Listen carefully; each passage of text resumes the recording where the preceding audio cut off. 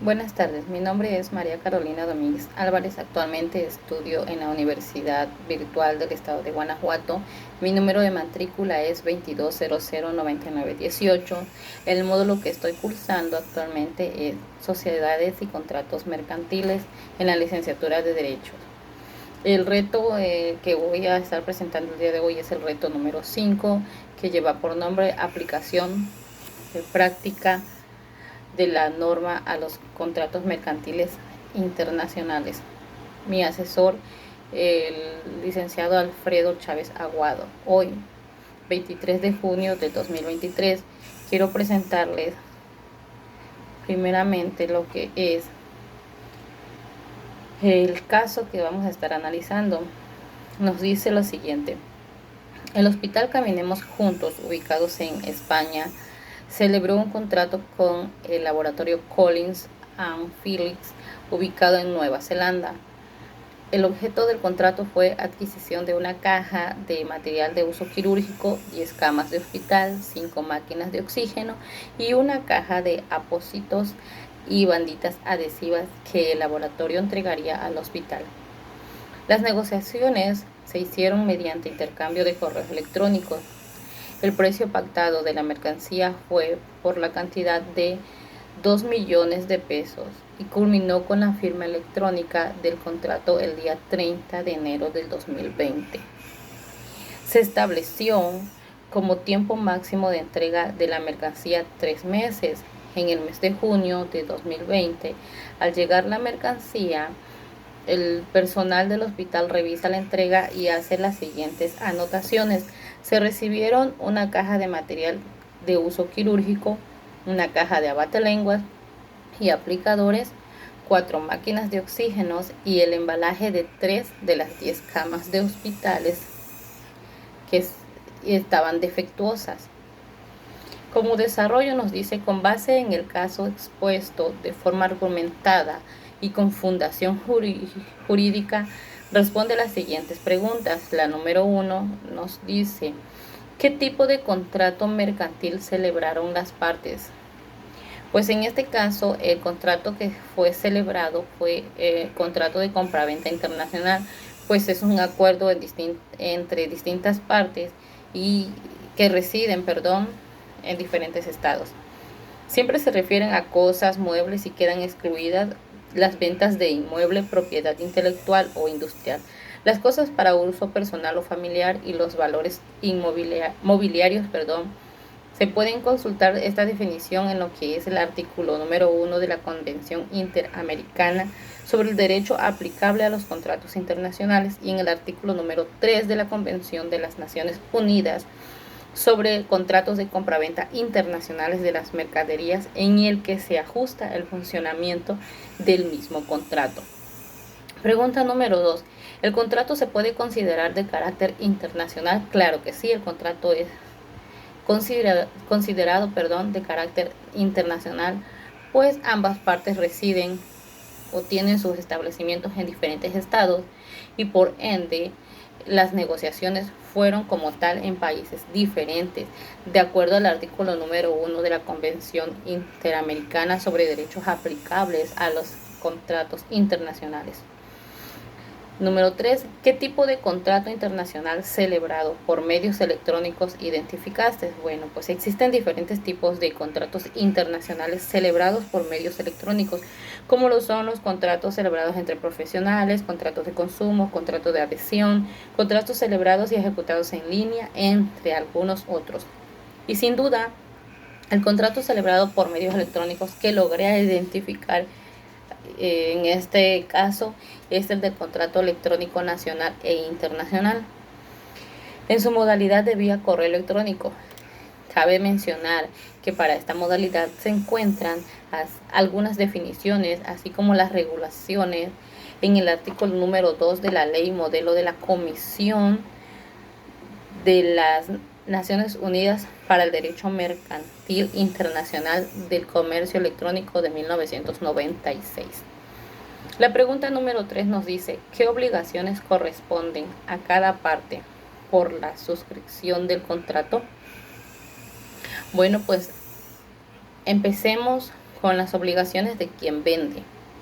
Desde el artículo 30 hasta el artículo número 52 de la Convención de las Naciones Unidas sobre los contratos de compraventa internacional de mercaderías, algunas de estas obligaciones de quien vende son entregar el o los objetos vendidos y su documentación en las condiciones que estipula el contrato, en la fecha y el lugar y plazo determinado también en el mismo.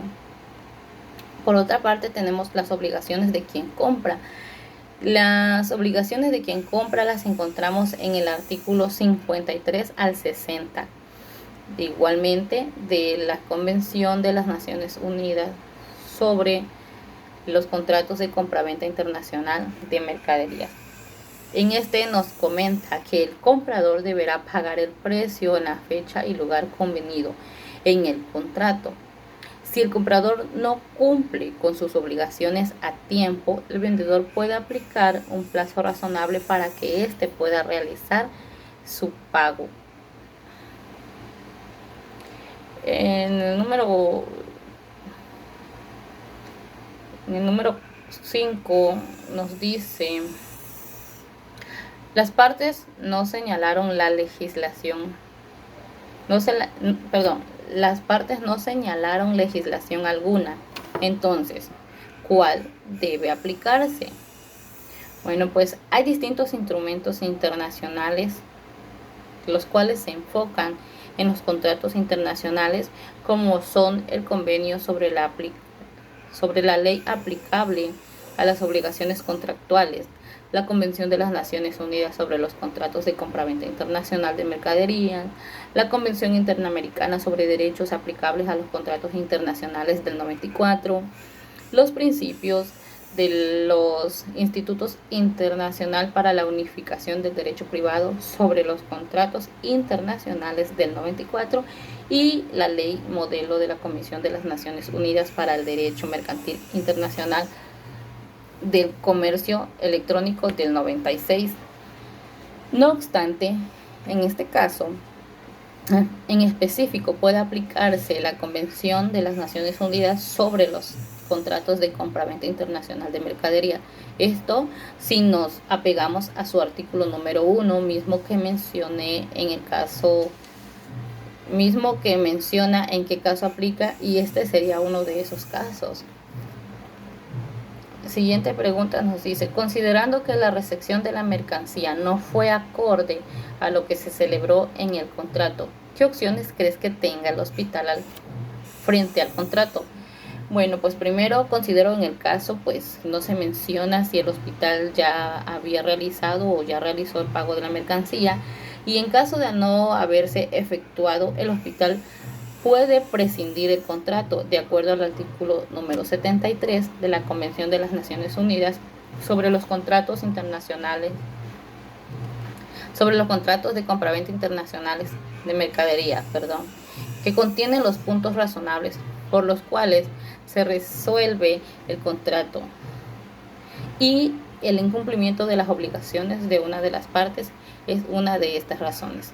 En caso de que sí se realizó el pago, el hospital puede solicitar una indemnización de acuerdo a los artículos número 47 al 77 de la Convención de las Naciones Unidas sobre los contratos de compraventa internacional de mercaderías. La siguiente pregunta nos dice: ¿crees que procede la cancelación del contrato? Bueno, pues si ambas partes así lo acordasen, sí es posible que proceda la cancelación del contrato, de acuerdo al artículo 29 de la Convención de las Naciones Unidas sobre los contratos de compraventa internacional de mercaderías. Si ambas partes acordasen no cancelar, el hospital realiza los actos para dejar sin efecto el contrato mismo, que ya han sido planteados en la respuesta anterior.